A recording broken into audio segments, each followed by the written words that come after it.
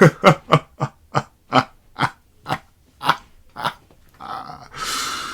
an accurate title indeed. What's up guys, I'm Pencil here, and here we are to do a breakdown / live reaction and review and analysis of IMO's Sukuna Vs the Upper Moons is a one-sided slaughter. And this one, man, I haven't really thought about Demon Slayer ever since like the manga ended, which is now going on like 3 years old now. Like, golly, the manga's been over for a while now. I know the anime is just recently catching up to Infinity Castle, and I don't even think the final arc will be covered in there either. I think maybe there's gonna be like a movie for that or something, but regardless, I'd say this one's interesting, but honestly, it really isn't. Like notably, I've been thinking of covering it. I may still cover it. I had an idea long ago. I had read Demons versus the entire Demon Slayer verse, and I still need to do that one. I have the audio recorded and everything. I need to actually just edit that one. It's been sitting around on my hard drive for a while now, so I may come out and do that one. But JJK versus Demon Slayer, oh, this is gonna be fun. This is gonna be fun. So let's not waste any more time and let's hop right into it. Editing me, are you ready, old friend? 3, 2, 1. Go. Out of it. What's up, guys? That guy with a pencil here. Fun fact, I do have a suit. Where is it? Where is it? Yeah, baby. Have it. We'll do it this way. Have it on me and keep it on me. That is so weird. At all times. And another fun fact, please. I do, in fact, like to yap quite extensively, if I do say so myself. So, if you want to check out the original video, it will be linked in the description down below, along with a link to IMO's channel. This is my first video of IMO's. It popped up in my recommended, and I was like, oh, I want to cover this in a live reaction format. So, please go check them out. I'm assuming it's quality. By the first, this opening spread right here of all the different mangas and Shonen Jump, something tells me he's like, he's a fire content creator. This is a good topic. I'm interested to see, do any of his other topics pop up in the recommended? I don't see any other ones just yet, but I'm assuming they're all gas. And regardless, I'm reacting to the video anyway. So please, go check out the original video. The link will be in the description down below if you don't want to hear any of my yapping. And even if you do want to hear my yapping, please go check out the original video. Go leave a like on it. I've liked the video. I've subbed up to IMO. So if you could do the same, I'd really appreciate it. But before we let IMO spit on this topic, especially, we're just talking the Upper Moons. It's a domain expansion, GG. If that's even neat. Like, notably, here's the thing, right? You can argue the common argument that comes around with Demon Slayer, right? Oh, well, you see, in reality, there's no way for anyone not from the Demon Slayer verse with access to Nichiren Steel that could defeat the demons, as you must decapitate them very specifically with Nichiren Steel, which is infused with the power of the sun. And thusly, Ryomen Sugata would not be able to... He could literally stand there, grab them all, especially if he incarnates, grab them all, put them in headlocks, and just run towards the sun, and there's not a single thing any of them could do. I think the highest you can get, and I mean the highest you can get, Demon Slayer 2 with Muzan, who, even while white-haired, is drastically above the entire rest of the Upper Moons, with some arguments withstanding. But the highest you can get Muzan is like town level. I think the lowest you can put Sukuna is city level. You go up from there. You go with like domains and stuff like that. And then if you really go into the highball, you go to like the planetary stuff. The low ball for Sukuna is city. And you may think, well, that's not that big of a difference. City and town. Muzan has the town level calc. I think the best calc that the Upper Moons have is city level. Not city level. City block level. I think that's Doma's ice sculpture. That is it. Their calcs, they're scaling non-existent. And remember, Sukuna's immune to poison. Like, the one hypothetical thing they could argue, right? Like, maybe somehow they inject the poison into Sukuna's mouth, and then bada bing, but he's immune to poison. He's the king of all poisons and toxins. He's, in fact, interacted with different types of blood poison before, and he's been just fine. They can't do anything. And it's just the Upper Moons, too. None of their attacks to do anything because his durability is way too high. And every single attack he lands on them is a one-shot. The only, and I mean the only argument you could hypothetically make is, well, maybe they're all faster than him because of Zenitsu's lightning timing feat against Kaigaku's demon lightning. But even giving that, Sukuna has lightning timing. He has the Niue feat and Maki being able to react to that. And obviously Maki being able to perception blitz that Maki. And then you have, I know the Akari feat is consistently in contention, whether or not the bolt was actually someone reacted to, or if it was always aimed for his shoulder. I'm 50-50 on it. I say most of the time, because I like to be generous, I just give the lightning feat. But if you give the lightning feat to Akari, Sukuna's massively faster than Akari. So the one lightning feat you give the Demon Slayer and try to apply to everybody, when really it should apply to very few of the upper moons, mainly only probably Akaza, Doma, and Kokushibo. I don't think there's much argument that Gyoko would scale to that. I don't think there's much argument that Hantengu, and especially not Gyutaro and Daki, would scale to that. But, like, giving them that lightning feat, I mean, like, okay. Sukuna's still faster, though. Or at least comparable. And when you're comparable in stats, but your AP is so much drastically higher on a low end, and you're immune to every single one of their special abilities, Sukuna wins.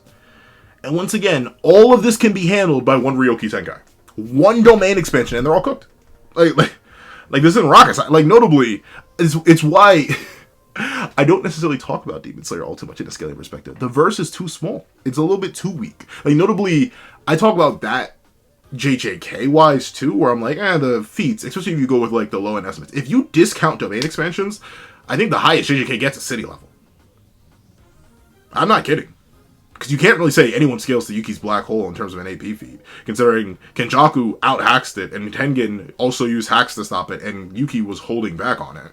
And so she wouldn't necessarily scale to that. There's the one back of the volume statement about Sukuna regaining his full power being a threat to the world, but once again, that's world, and when translated from Japanese, that can mean a million different things. It could just mean society, which Sukuna would more likely be a threat to, considering how we see the Heian arrows run. And then what other planetary stuff do you have? I don't know. But I think it's non-existent. And once again, mountain to island level, and then arguably country level through upscale, is exclusively from domain expansions. Which I do think makes sense. I'm fine with giving JJK, like, mountain to island level, off of the stuff like that. I'm perfectly fine with it. But I know a lot of people aren't. A lot of people be like, that's incorrect. So if you go with that, then city level. But still, city level's more than enough. That's the thing. When he's going against the upper modes in particular, it's so one-sided a massacre that I don't really see it. And once again, even if they are truly top, they are like Bond tier immortals, where even if they are sliced down to literal just droplets of juice, they still cannot be slaughtered by Sukuna because he does not have an Nichiren blade. Even though there's no evidence for that in the original series. You've never seen a demon get diced to ribbons and then still get right back up afterwards. You've never seen a demon get Nanako and Mimikode, but because you didn't do it with a Nichiren blade, they suddenly got back up. That's never happened. He could literally just cast a closed barrier domain, sit there, let it run on its own for a while, and then when the sun comes up, take the domain down and they all burn alive. I don't know. None of it works. The only thing, the one win con. Gyoko needs to touch him with his fists. That's it. Yeah, Gyoko's the win con. Because nothing else they could do would work. But Gyoko has, like, the ability to turn things into fish by punching him. That's about it. That's the only way I could see it. We never see it actually do it on a person, and we don't know if it could be, like, resisted by sheer power and stuff like that. Like, Sukuna should be basically immune to that. But, like, he may actually, like, detonate Gyoko if the soul manipulation resistance comes into the fact. But once again, we just don't know. That's the only thing. That's the one issue I have with Red Demons versus Demon Slayer. Because if Gyoko gets that hidden, things could get weird. But other than that, it's a massacre. But enough of my yapping. Let's see what IMO has to say. Every series that I can think of, there were only 2 groups of antagonists that actually had me thinking that the villains might win. Ryoma and Sukuna and the 6 upper moons. Their own strength formed a brick wall that seemed impenetrable by the majority of the main cast, as it took the death of nearly every protagonist. I'm watching his other videos. The editing 17 seconds in is so gas. Oh, gosh darn. Another one. He's added to the rotation. Agonist to even give the main character a chance at winning. The fallen one being so strong that it had Uru, a character from the golden age of Jujutsu sorcery, tremble just from the thought of its cursed energy. She actually glazed him so much during her fight with Yuta that she referred to him as a calamity that transcended sorcery itself. The upper moons actually compare to this lore, believe it or not. Kokushibo, being the strongest of the upper moons, had aura so strong that it made Muichiro, the mist pillar, subconsciously freeze in fear. Keep in mind, Muichiro was one of the only Hashira to take down a single upper moon in a one-on-one, a feat that hadn't been achieved in hundreds of years. Koko's aura... And one thing I give credit to Muichiro for, it wasn't just that he took down an Upper Moon 1-on-1, which hadn't happened in like a century. But like, the changing and falling of an Upper Moon hadn't happened in a century. So Muichiro did a feat of feats. It's why he's pretty monstrous. But let's see. Isn't just limited to humans though. Kaigaku, the newly appointed Upper Moon 6, was so scared of Koko that he changed his entire moral perspective on life and even described the fear as the cells just crying out in despair. Other Upper Moons like Akaza would also stack up to this, as during the end of his fight versus Tanjiro and Gyu, he evolved into a completely different being, where Kokoshibu mentioned it as a path that would have led him to attain further heights. You even had Doma, Akaza's biggest op, mentioned that he had completely become a different creature. But what if we put these two concepts of never-ending evolution against each other? Every collective hacks... Once again. That's it. We're already hitting at it. He's doing it. He's slipping into it. He's gonna bounce. They're gonna bounce all off of Chad Peter, aka Chad Sukuna. But that is one thing about Akaza. But notably, I don't think that would happen in most contexts. You would have to use that Akaza forward. The only reason that transpired for Akaza, because I've seen people use that in Akaza debates whenever they're doing Akaza crossfires. Well, he can survive without his head. They only did that because Tanjiro reminded him of his sensei, which got him thinking of his human memories. And then his body started to evolve and adapt and grow because he was rebelling against it. But, like, once again, he was not actually sliced to ribbons. He just lost his head. If he was sliced to ribbons, I don't think that'd work out. But let's see. Koko's speed, irrelevant. Doma's poison, irrelevant. Doma has poison? I guess the frost could count as a poison because it like tears apart your lung. But let's say Doma has I guess the blood, but they all have that. Let's see. Speed and Akaza's hacks. I feel like these are getting mixed up. I mean, Akaza, I guess he technically has hacks, but not really though. I mean, he punched real good, and he has the ability to like read fighting intent, I guess. But outside of that, I mean, nothing too crazy. Something light. Let's see. Like, notably, I'd give hacks more so to Gyoko because of the whole pot thing. Let's see. Strength of every... Hantengu's lightning. Also irrelevant. Once again, don't get me wrong. The Sukuna's output is nerfed. But I think if you take a 10th of city level. Let's just say you take his 10th of city level. And Maki was able to face tank that lightning no problem in the volume 15 redraws. Sukuna is bulkier than Maki. And Hatengu is likely less than a 10th of city level in terms of output with his lightning. So it would literally just bounce off of Sukuna. It would hit him, and it may tickle him. But he'd probably run into the Hikari versus Kashima effect, where, like, Hikari felt it, but he was like, oh, what was that? What was that tingle you hit me with? That's at most I could see Hatengu's lightning doing. Upper Moon? What is that? Koko's technique? Once again, it's just sword. It's very much just sword, and the sword would actively break. Because we know the swords aren't indestructible. They're flesh blades, so, like, Koko would go to swing. Literally, Koko would go to swing on Sukuna, and the blade would break. And then he'd regenerate it, and it'd break again. And again. And again. And again. Arguably, Koko has the worst matchup against Sukuna, since Koko's basically just a stat check. Like, I'd say Akaza has better overall hacks due to his ability to use the compass to read fighting intent and stuff like that. Moon breathing is cool, because I'll still give Koko moon breathing, because it actually has projectiles, so he can do, like, close range, long range, and mid range. So I'll give Koko that. But, like, arguably the least impressive, but not necessarily. Because I guess, like, what Daki's sashes or something like that. So yeah. Koko's still him, but his technique and all that. To one character against the strongest that Jujutsu Kaisen has to offer. Oh wait, this what? Is every collective hacks, speed, and strength of every Upper Moon into one character against the strong... Oh, we're fusing them together? It still doesn't matter. It still don't matter. I still don't think so. I still genuinely don't think so. I don't think it matters. Because once again, the stat gap is too large, and none of the hacks really transcend. They don't reach that upper realm that's needed to get to Sukuna. Like, once again, I talk about this a lot in cross-verse debates, but, like, if your opponent has a character who stat checks your character, you better hope your character has some transcendental hacks. And hacks that transcend stat gaps. Like, don't get me wrong, they exist. My biggest example of a weird hacks that transcend stat gaps, Krillin on Namek, who at that point was likely a maybe in 100th, maybe in 1,000th of Frieza's raw power in his second form, still sliced his tail off with Destructo Disc, So, Destructo Disc can work on characters many, many, many times stronger than its user. Okay, that's a hack that transcends. I'll give you credit. But for something like... for like Duraneg, for example. It may work in X-Verse, but how high does it go? How much more effective? How many more times durable? Because, like, Luffy has Duraneg. If he uses Ryo on Goku, is it going to work? Personally, I don't think so. I think the stat gap is just... I think it's a little bit too big. Heck, we see Ryo barely work on Kaido. So, like, I don't know. The Hakai, for example, going for Dragon Ball.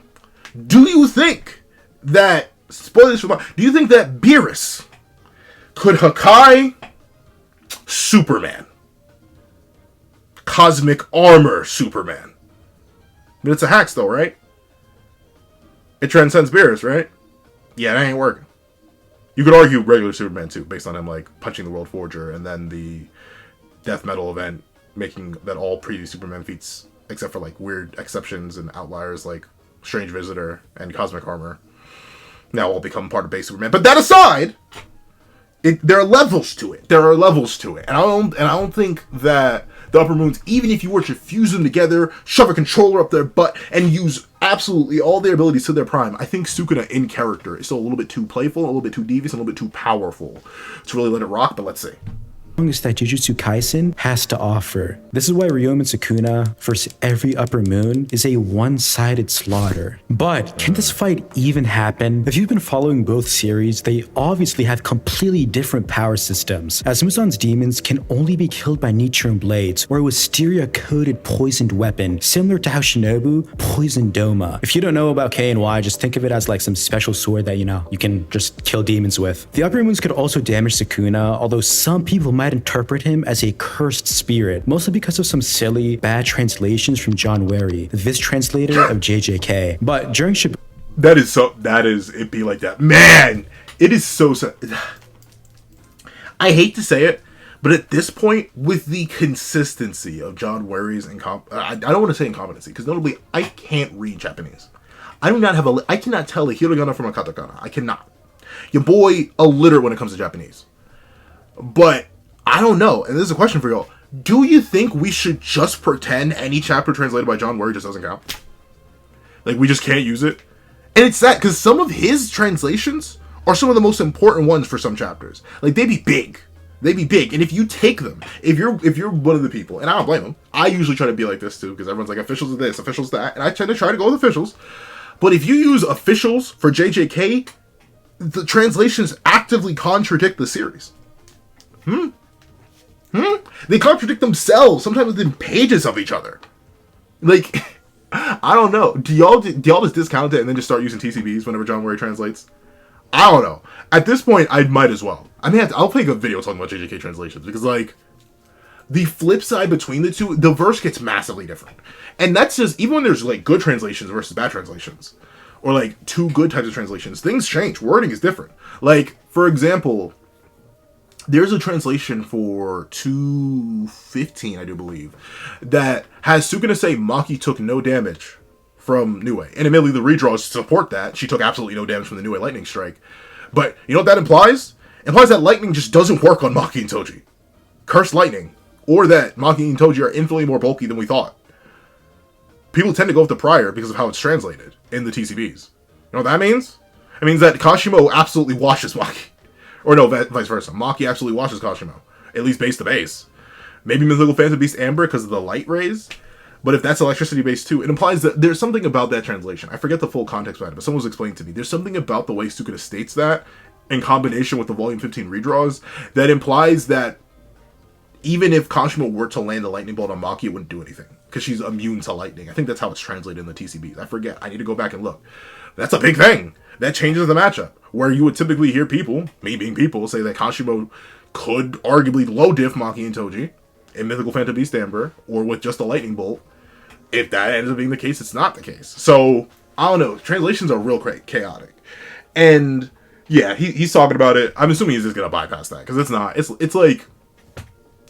It's kind of like the whole idea of like, oh, X character cannot be slain unless it's by this particular weapon in this particular universe. Yeah, okay, what if I atomize him? Oh, what, you never tried atomizing him? Because it wasn't available in your verse? Well, then he's not immune to that. Same thing for Demon Slayer. You need to use a Nichiren Blade or the Sun! Okay. Which Demon Slayer could atomize demons? Have we seen a demon eat a Kamehameha? That's the same way I feel. And same thing with Cursed Spirits, right? Like, I get it. Cursed Spirits are rough to tackle with, but we know, thanks to Maki and Toji, you can interact with Cursed Spirits. You can do that. Even if you don't have any cursed energy. You will struggle to execute them, though. But once again, has a Cursed Spirit ever been hit with a Kamehameha? Oh, you mean regular people don't have access to that? Okay. You mean to tell me every Cursed Spirit, a grade 4 Cursed Spirit's immune to Goku? A Flyhead would beat Goku? Because Goku can't harm it? Yeah, that's what I thought. Kamehameha still vaporizes it. So, I've considered it under that category. But yeah, Sukuna's not a curse. He's not a curse. He's never really been a curse. Notably, the only weird thing, and I think it's exclusive to the anime, I'd have to go recheck the first few chapters of the manga. He says cursed flesh sucks. Human flesh is better. But that's specifically in the English dub and what Ray Chase says. I'm not sure if that's accurate to the manga. And two, if he were a curse, he could not use RCT. He's literally the best RCT user in the entire series. I know Hikari has fast RCT, but overall, Sukuna is better. He can heal himself, he can heal others, and his healing speed is great. He can't do that if he's a curse. We even see this when he's fully incarnated. He's still using RCT. So yeah, Sukuna's not a curse. I know a lot of people assume he is, because he's called the King of Curses, but I think a more accurate title would be like the King of Jujutsu. Because remember, everything in JJK is curses. The Limitless is a curse. The 10 Shadows are a curse. Copy is a curse. Cleaving Dismantle, a curse. He's the king of curses because he's the pinnacle of Jujutsu. And that's how I always rationalize it whenever I have to explain it. But let me hop back into the video. He directly implied that he wasn't, or he would have been killed by Maharaga's Sword of Extermination. So you could use this as a cop-out and say that the upper moons just win by technicality if you haven't read the recent chapters of JJK, as even if he can't conventionally damage the upper moons, it wouldn't matter because he's just that strong. So how strong is Sukuna? This all really just comes down to his space cleave, which he learned from his father when he adapted a second time to Gojo's Infinity. No. I'll make a video. That's a video I'm gonna make. Maybe it'll be a subsection of the Is Sukuna a fraud video, because that is something that's lingering around in the back of my mind. It's bouncing around my dome piece. I'll probably make that too. But man, Father Raga, especially on a reread of the fight, it's very easy to see that Sukuna was carrying his child around. He birthed Raga. Gosh darn, he went through labor. All right, he went through labor to pop out that son. All right, Maharaga was not really carrying Sukuna. It was Sukuna putting Baby Raga on his back, I promise you. But once again, that'll be another video for another time. This ability can basically negate and cut through anything that's within a normal 3-dimensional space. That may sound pretty confusing at first, but imagine a 3D cube that has height, length, and width. Each of these is one dimension of space, and they all come together to make our time space. The volume that's inside this construct is what we know as our universe, and what Sukuna did was find a way to cut through the actual fabric of these spatial dimensions. So even if you control a infinite/inaccessible space like Gojo, or have some type of immunity to normal attacks like demons in K and Y, you would still get cut, as this ability cuts the space that contains the existence of these said characters. Sukuna summarized this entire ability by basically saying that he expanded his curse technique's target to space, the entire world, existence itself. By the way, this technique doesn't have planetary or universal destructive capacity. It's not what I'm saying at all. It just can't one-shot erase the planet on some Dragon Ball Z. The potency of the attack just has the ability to cut through anything in a 4-dimensional space-time. So how does Demon Slayer, the people who fight like the Mexican cartel, compare to this? How strong are the upper... Editing me! Wake up to reality. Oh, editing me. That's a way to do it. That's a way. So he went down a different route. Notably, that is something about World Slash. I'll give that. I talked about this earlier. The idea of like certain hacks transcending, right? Like, does that hacks transcend? Arguably, it does. Like, even without the proof, because Sukuna's the strongest character in the verse. So who's he going to prove on the upper potency? Based on how it functions, it should be one of those transcendental hacks. I know a lot of people view existence erasure that way as well, but I don't know. I'm iffy on existence erasure, because I feel like that requires some measure of power.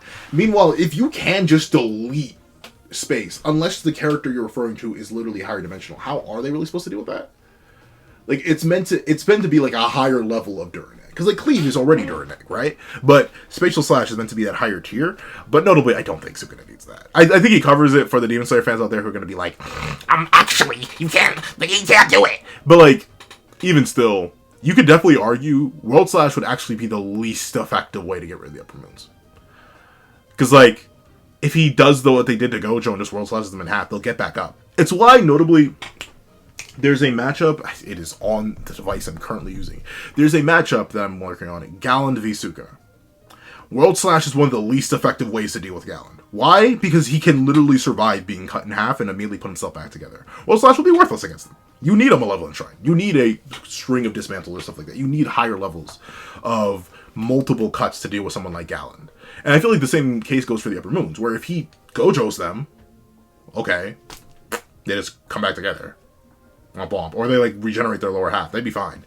Or if he Kashimos them and they, like, take an arm off, or Maharagas them and take an arm off, they're just like, oh. So, like, I think regular singular slashes aren't the move here. He's gonna have to go for them big boys, them bad boys, them net dismantles, the waffle maker that he used on Kashima. He's gonna go with that, or what he did in Nanako and Mimiko, especially in the anime. Like, that kind of pulverization and slicing, where it's so much that it's basically unreasonable to assume that the demons do that, because we've never seen them recover from something like that, because their universe simply doesn't have that. It's kind of like the upper limits of regeneration thing. It's why I say characters like Wolverine and characters like Bond have some fantastic regeneration, because we've seen them literally recover from being puddles of blood. Or, like, just a skeleton, in the case of, like, Wolverine. But he's also regenerated from a puddle of blood before. So, like, that's, like, the higher level. Demons have yet to show that. So I just assume if Sukuna just, whether it be regular dismantles, whether it be World Slash, whatever, they perish. But let's see. Moons. Their AP/durability has multiple interpretations. First, Doma, Upper Moon 2, was able to create a Buddha statue, which is calced at city plus block level. Keep in mind, he did. I haven't scaled Demon Slayer in months, but I still remember that feat. I still remember it. Yes. Let's see. I think City Block is lower than... Yeah, that's pretty low. It's very low. Lower than Town. But let's see. This while being severely crippled with 37 kilograms of poison, I stuttered there, but which it was spread throughout his entire body just prior to this feat. Just to put in perspective, the girl who poisoned Doma, Shinobu, uses around 50 milligrams of poison to kill high-level demons. So he took 700 times this amount and was still strong enough to create this statue. For reference, hold on. Let me see. Can I find Shinobu's... So he took 37 kilograms. I think Shinobu weighs like 40. Because remember, the whole plot line there... The entire plot line there is that she did 82 pounds. 82 pounds to kilograms. Pounds to kg. Was it her full body weight? 37. Yeah, so she did her whole body weight was poison. And he still was able to act after that, which is very impressive. Kokoshibo also scales drastically above this. Aside from just scaling them based off their ranks, he's above every Upper Moon other than Akaza, and kind of a pseudo-existence context. As when Rengoku's killer... I mean, I still think Kokoshibo transcends that Akaza easily. Once again, I don't know. A lot of people glaze Akaza for this. They're like, he becomes the strongest demon in the entire... No. He becomes like Muzan, where decapitation may not be enough anymore.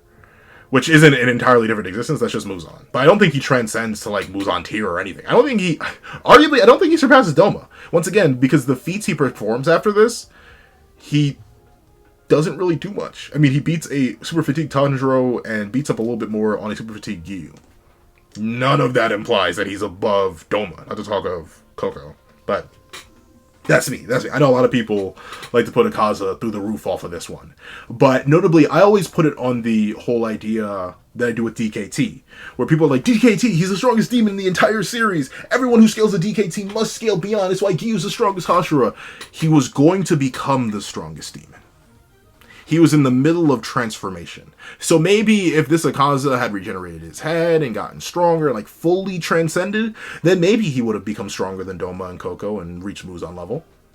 But he never got there. Just like DKT never got to Muzan level. At least in my opinion. That's why I don't really do DKT feats. But once again, I haven't scaled Demon Slayer in so long. I'm not sure what the meta looks like now. I don't know. I know the meta will change once again once the anime comes out and those feats get animated. So that'll be interesting. We'll see. learned how to regenerate his head, Koko said that he opened up a path that would have thrown him up to greater heights. Doma even commented on this by saying he evolved into a completely different creature, a feat only achievable by Kokoshibu himself and Muzan. So if you want to be charitable to them, you could calc stack it and just boost them to mountain plus levels of AP because of the insane difference between a crippled deathbed Doma and a full-powered Kokoshibu. You could also go a different route for the same results, but it How much of a hold on, I'm gonna go to a hypothetical on versus battle. How much calc stacking do you have to do though versus battle wiki to get between city block level versus battle wiki versus battle wiki? How far do you have to go? How much calc stacking do you have to do? Attack potency, how many tiers is that? That is I don't know, in my brain that's a massive leap from city block level to mountain. Let's see, wall. So city block, we'll go with city block plus, right? We'll go with a higher level of city block. Not multi-city block, but city block. So it's from city block to mountain level. So it goes city block, that's 1, to multi-city block, 1, small town, town, large town, small city, city, mountain. 7 tiers? Saying they leap 7 tiers. I get he's massively nerfed, but like, I don't think he's leaping a whole 7 tiers. That's a lot. And notably, that 7 tiers just in versus battle wiki terms, like energy-wise, that'd be a way big difference. But I mean, once again, you gotta get him up there somehow. And I'm not sure. If he's going with domain scaling for Sukuna, like I said, city level's the low end. That's the low ball, in my opinion. Or like town level, based off like the Jogo feat. Just assuming everyone's limited to Jogo level with maximum meteor. When we know characters drastically scale above that. He does need to slop him off a little bit, so I can't knock the hustle. Let's see. just really ratty. It can be argued based on the rumors of upper moons burying mountains. But that's okay. I'll let him say it. If he doesn't say it, I'll say it. Worth of slayers, so you could just, make them mount. Oh yeah, so he says it, of slayers. That's the thing. They buried mountains of slayers. Way back in my youth, I had heard about this statement and I was like, Demon Slayer, mountain level, lightning typer speed. But then I reread the manga and I was like, oh, mountains of slayers. So they never actually buried mountains. They aren't mountain level beasts. And in my that's kind of like, I know it's not a simile. It's because simile is when you say like or as, it's a metaphor. Like they buried mountains of people. That's crazy, dog. Mountains of people. That means they just slaughtered a whole bunch of people, which makes sense as they've been around for hundreds of years, and it's all the upper ranks. Of course, they buried mountains of people. Yeah, that's not an AP feat. Never. But once again, if we're trying to slop, gotta do what you gotta do. Let's see. One level based off that, but obviously it would be the argument as it would just be them defeating them individually over time or just in small bunches over time, and their individual durability would also be in question. If you haven't noticed yet, this obviously wouldn't be able to contest Sukuna's world cutting cleave, but there is one argument that you can make by glazing the living out of Yoriichi. As in the Kokoshibu flashback, he mentioned that he transcended the laws of nature or just the laws of the world, depending on translation. You could then say that it would include dimensionality and existence, basically every law that governs the universe, which includes the space-time I talked. Language! We going back to back. 33, 36. Editing me! Stay awake! But no one scales to Yoriichi, though. No one scales to Yoriichi, though. So, even if you were to make that argument for Demon Slayer, if you were going to go outer Yoriichi, no one scales to Yoriichi. Not even Muzan scales to Yoriichi. Even Blackhair Muzan the modern day, he's still scared of Yoriichi. No one scales to him. Definitely not Coco, who's the strongest upper mode. So, yeah, you couldn't even do that. But let's see.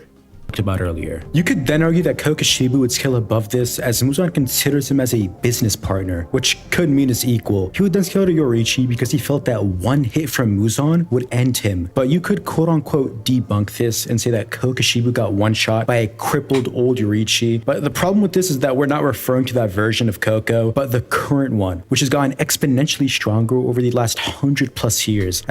But is there? Well, let's see. Is there evidence to that? Because that's my big thing with Demon Slayer.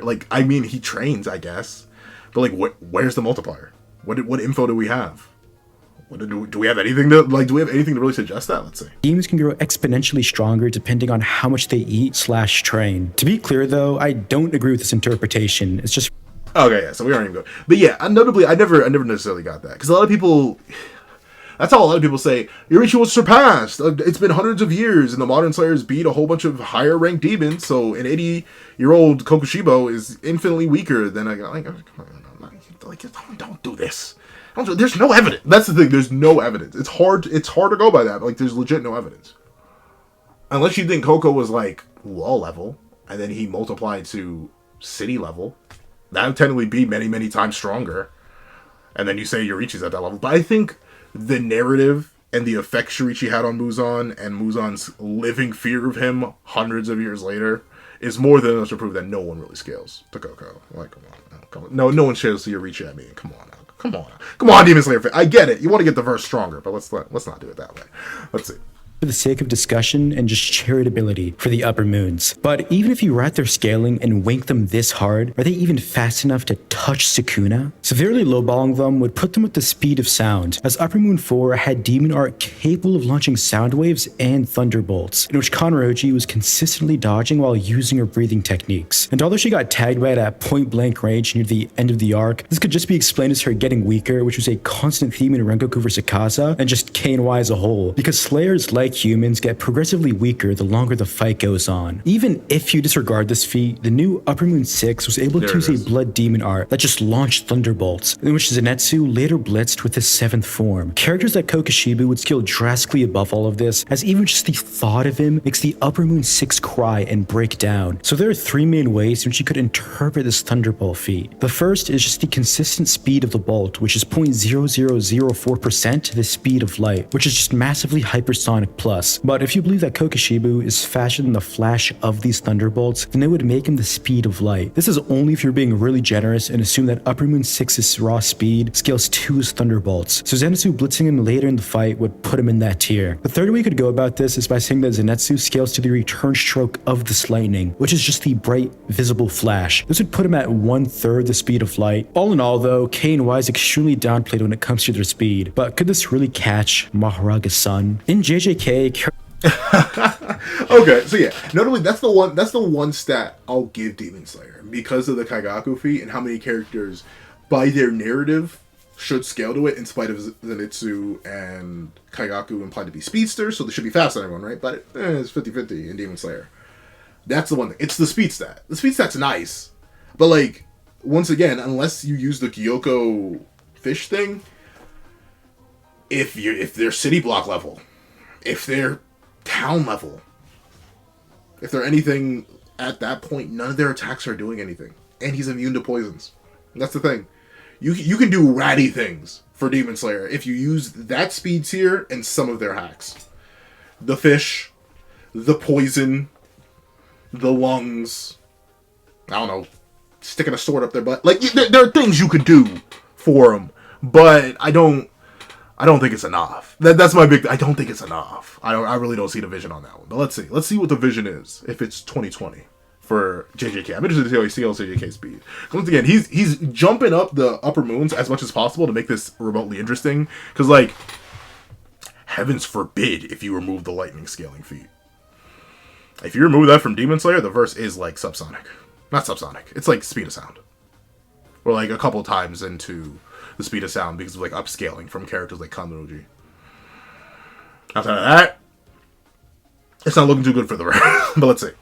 Characters like Akari were capable of dodging Kashima's return stroke of lightning. To be fair though, this wasn't a complete reaction, but he was still able to sort of weave through it, so he should at least be low-end comparable to this. Characters like Sukuna would obviously just drastically scale way above this. You can try and poke a hole through this by saying that the verse caps at the speed of sound, specifically Mach 3, because of Naoya. But Maki was able to blitz the same character later in the fight, by getting the same precognition that she was lacking that Toji had. Akari and Yuta should scale to the same feed, at the very least, or just above it. To be fair though, you can't even make this as an I'm not really, like, notably, I'm not really saying Akari Yuta should scale to that.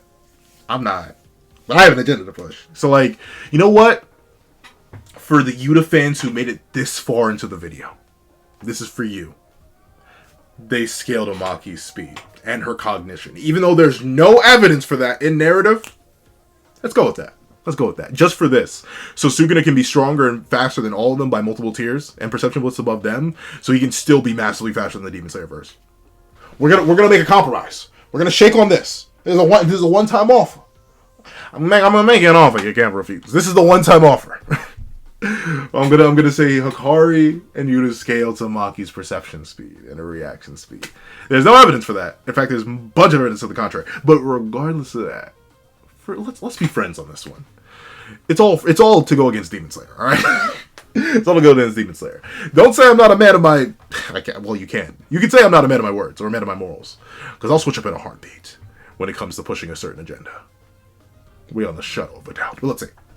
Argument to downplay the verse, as Gege made a remark about this in response to questions on why he's gone from Mach 3 to infinite speeds or whatever, and he just said that he wrote Mach 3 because it sounds cool. Sukuna's speed can go even above this as he scales above Kashimo's CT, which is able to create electromagnetic waves which all travel at the speed of light. Check out my recent videos for a more in-depth explanation on this. So Sukuna should have the edge scaling wise and should honestly just blitz every upper moon, but let's be generous to them and grant them the light speed scaling that we talked about, as well as them transcending the laws of nature / the world. This would then depend on how the fight would play out via abilities / hacks, and to be honest, KNY is kind of stacked. They could go into this fight with Akaza's compass, and how this works is that it makes the user stronger / faster depending on the opponent's fighting spirit, which is explained pretty clearly by Tanjiro, where he had to completely cut off his fighting spirit and had to enter the domain of supremacy, which is basically just the transparent world, to throw off this ability and cut off Akaza's head. And if you were to downplay this ability and say it's only limited to low-end precognition, it's actually directly contradicted in his little scuffle against Giyu, as when he got the Demon Slayer mark, which just makes him hundreds of times stronger, he was able to blitz Akaza, but since he still had that little fighting...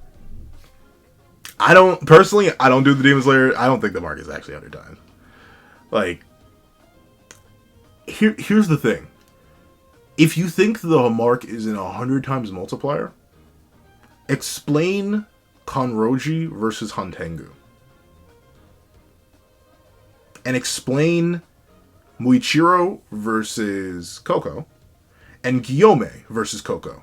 Unless you think everyone just has access to 100 times amps, like no matter who they are, then I guess. But like I don't see the mark as 100 times amp. But once again, if we're slopping Demon Slayer. If we're slopping Demon Slayer, let's slop Demon Slayer. Let's give him the Glock 1,000,000. Let's do it. Let's see.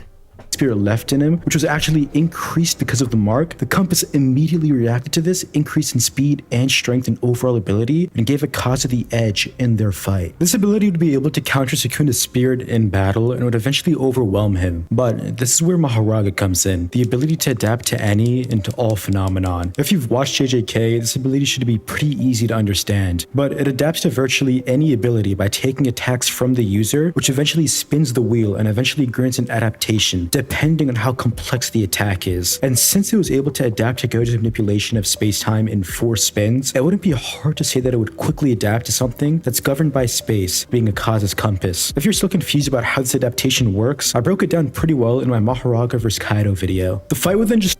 Maharaga vs Kaido? How did you scale Maharaga? How did you scale Kaido? I don't know One Piece scaling that well. Let me not talk. Here's the thing. I consistently hear planetary for One Piece, so that's kind of where I put it in my brain off of the Whitebeard stuff. I heard Star Level though, because of Blackbeard. Is that a thing? I don't know. I haven't read One Piece yet. I have no. If y'all want to do early influence my One Piece scaling opinions, do it in the comments. I don't know. I'll take whatever information y'all have, because I don't know. I'm like a baby. I have no idea about anything regards to One Piece scaling. So if you want to influence them, if you want to guess, let me do it. Let's see. Evolve down to Doma's lethal ice. If you inhale it, it destroys the cells inside your lungs and slowly but surely kills you. Sukuna's counter against this would just be RCT. And if you're wondering if it can regenerate at a cellular level, it definitely can, as he was able to heal his arm back after it got incinerated from Gojo's purple. And if you didn't know, purple crushes space and destroys everything at an atomic level via its imaginary mass. Sukuna and Maharaga would eventually cut them down, but would be confused, as even when they cut their heads off, it keeps on regenerating, as Kokashi Shibu has evolved so much, as just like Muzan, even cutting off his head wouldn't do anything. You would need to attack him at a cellular level, just like Yoriichi did to Muzan with his red blade. Sukuna has something similar to this, which is his fire arrow technique. But if you believe that these flames wouldn't be able to attack at a cellular level, then Mahoraga would eventually adapt to this regeneration and finish the job. Even if you glaze and highball the upper moons to the max, it just can't to the strongest of JJK. Make sure to watch Kato vs Mahoraga next. It's another cool crossverse thing between two big dudes. Two big dudes. Nothing like two big dudes. Two big, beefy, brawly men slapping their meat against each other. Let me stop! Regardless, a W video. We went kind of we went crazy on the slop. We went insane on the slop. But like I said from the beginning, even going crazy with the slop. Like, I'm talking that Giga Grade level 5, raw level 3 sloppy toppy. There was absolutely no way. You're gonna be so good. Come on. I honestly think Mahoraga's like over it, and I definitely think you could easily just make the argument of like proof they can survive being diced in the ribbons. I don't think so, but he went as deep as possible, slopped off Demon Slayer as much as possible, and still managed to argue that Sukuna wins. And I agree. There's no contest. However, if you made it all the way to the end of this video, please leave your own thoughts in the comment section down below, and leave Eclipse. Get it? Because Sukuna's going to cover the moon. Leave Eclipse. Actually, it doesn't make sense because the moon would be covering Sukuna, but whatever. But leave Eclipse in the comment section down below. To thank you so much for watching. Please remember to leave a like, share, comment, and subscribe. And make sure you hit that little notification bell so you know when I sell on any videos that come to the channel. Also, I do happen to have a Patreon below where you can support me for as low as $1 a month. Things like exclusive videos, early content, and more. You'll also become a member of the channel for as low as $3 a month to get the same perks and more. So those perks will include the live reactions to the very next chapter of Jujutsu Kaisen, ad-free variations of all my videos, and if you become a $25 Patreon or $25 member, you can order whatever video you want. Now, I'd like to remind you that you can also make a one-time video request or a one-time donation with the Ko-Fi link in the description down below. And now, thank you so much for watching once again, and I hope you guys have a wonderful day. This is Dago the Pencil, writing off.